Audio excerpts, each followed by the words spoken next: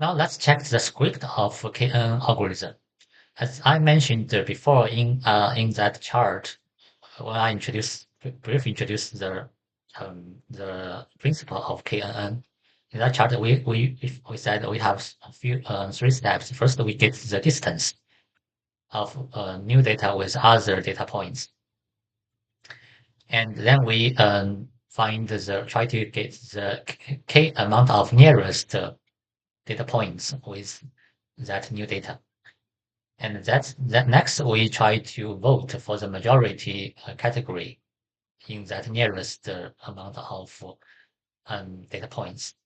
After that, we can make decision, say this new number should belong to this new data points should belong to which category. So this is a brief introduction and brief introduction of principle of KNN algorithm. Now let's use code to realize our idea. So first step, we make a function to get the distance Euclidean distance of new data points with other data points, and we return the distance in a data frame, and we um, we sort that distance by order, just is because it's easy for us to vote the nearest k amount. And the second step, we try to find the k amount of nearest neighbors. So we input the two parameters. The first parameter is the distance, it's data frame, and the second step is the k value is amount of neighbors. Actually, it's we define it by ourselves. We can try different k value. So we sort the value, use the sort by function. We sort the value in here, and we find the k first k amount of neighbors is the nearest, and we return the result. The result means it includes the category of this data point. And the next step we try to it's another function called the voting. We vote for the majority category in the k amount of nearest data point. So it means we think the majority category of this data points should represent the category of our new data point. And in here we define our main function. Main function means after we only need to call this function, and then we combine all of the other function together in here. So we totally have three different steps, and we input input several parameters. It's training data. In first two parameters for the model training, and the third one, X test. This is for the validation. And the k in here we input k, just because we this parameter is served for the second steps function. So the result is our prediction for the new data.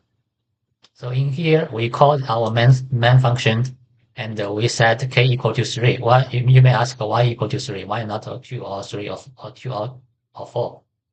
The reason is we just randomly set this number. It doesn't no matter which one it is. And this is our prediction, and this is our actual data, and we print it out in two steps in these two lines. And you see the result is the accuracy is 100%. It means totally true.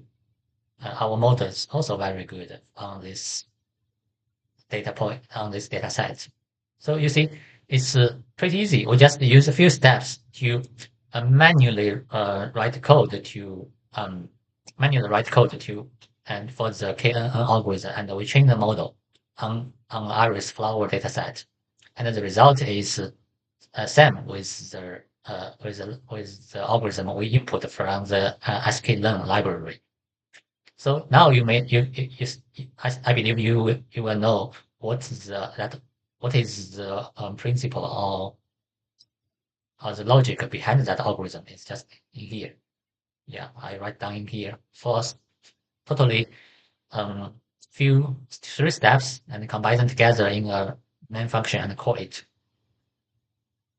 Yeah, this is we manually write down, create the KNN algorithm.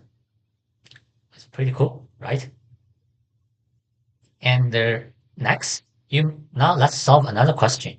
So how to set the K value? K can equal to any number from 1 to any number. So how to set that?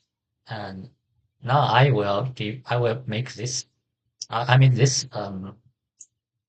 code to verify. I set K value start range from 1 to 19. So I give K different number and put them in a loop. K, put them in a loop. And for each K, I call that main function. Main function is KNN from menu. This function in here. And we print out.